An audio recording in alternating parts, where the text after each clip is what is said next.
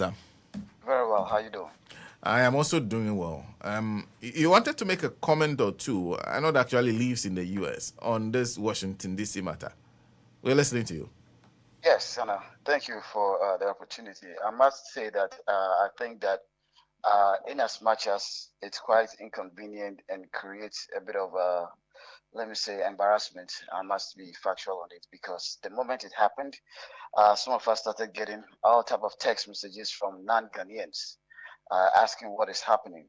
I remember even at that time I hadn't even seen it, and I just literally had to just text back saying it's in order. The embassy is going through some restructuring, etc., etc. However, looking at it from a bigger picture, I must say that the Honorable Kujato has done the right thing. The Washington embassy for the past years, I would say 5, 6 years, has been nothing but a problem to the image of Ghana.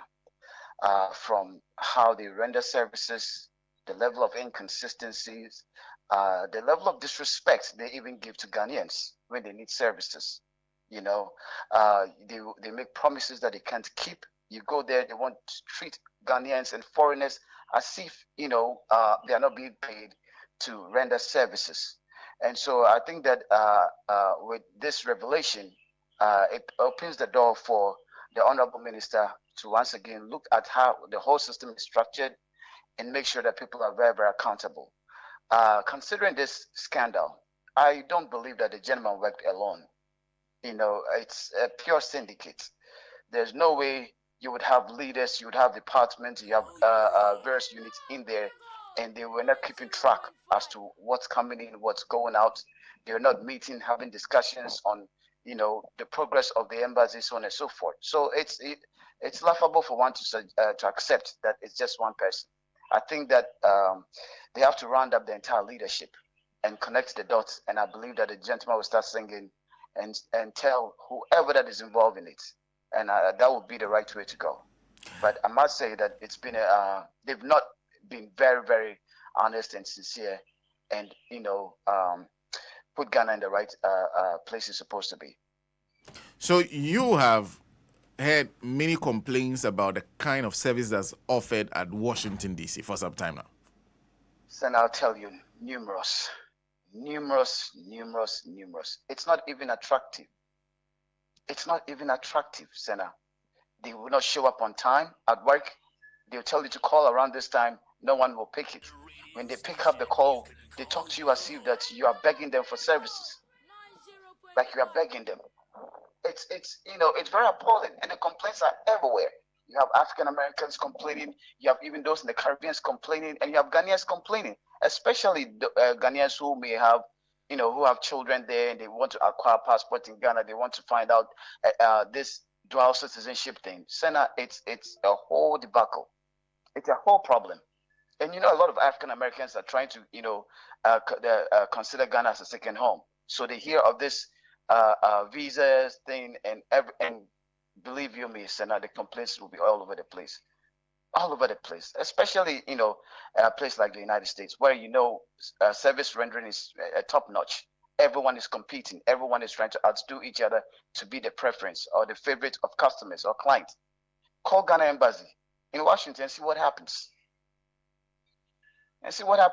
Timing wrong, communication wrong, delivery wrong, and they are just there.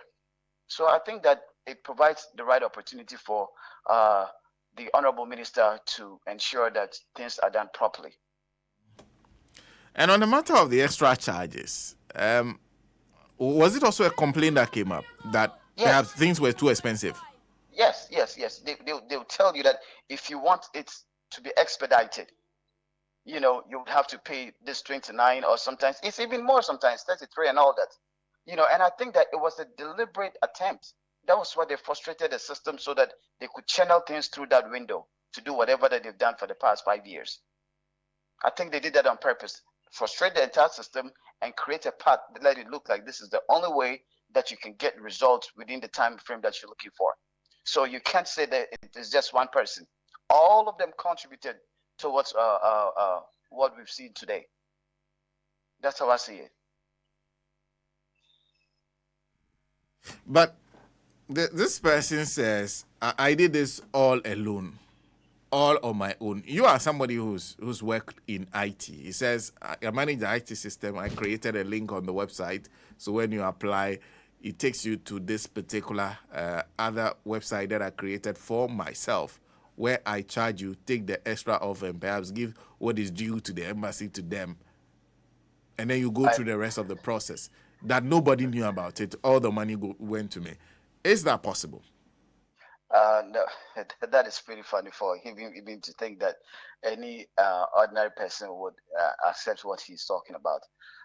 First of all, you'd have to acknowledge that there will be traffic. There will be a log, you know, in terms of the number of applicant that comes in. It's consistency. It's one of them. Two, when he says that it goes to him and he gives what is due to the embassy to them. Ask yourself then, what's the link between the finance department and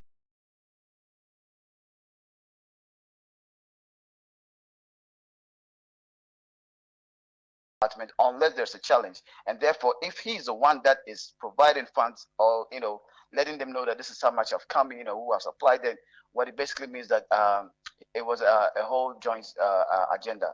He did it in cahoot with other departments, including the finance department. It's just basic. It is just basic. The basic question you ask yourself, even the counselor would have to be able to know that definitely there's something wrong here.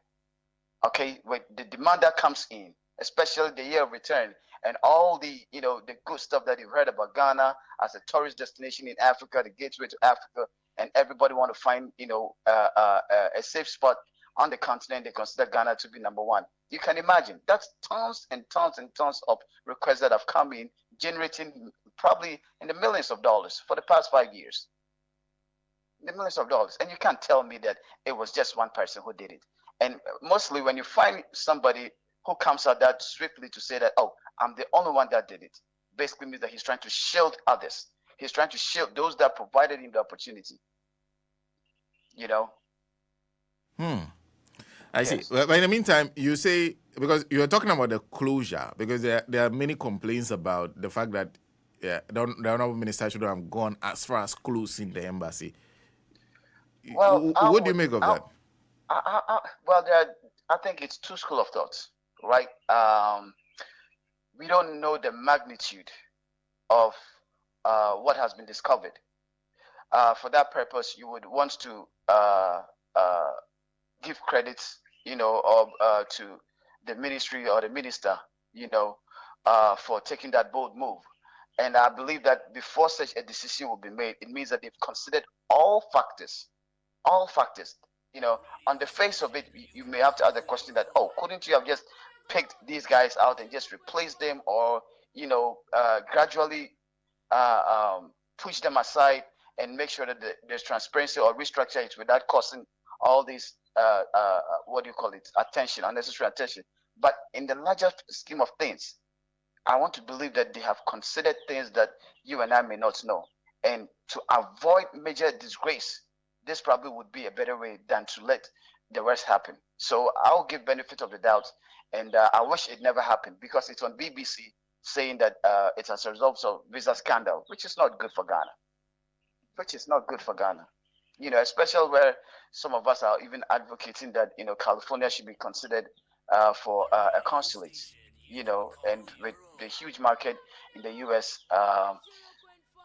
It's a challenge right now, but I think for a long-term perspective, it's in order. So I wouldn't question the minister's decision that much. I think there's much to it than what we see. And he did it in the interest of Ghana. Ms. Appiah, thank you very much for speaking to us.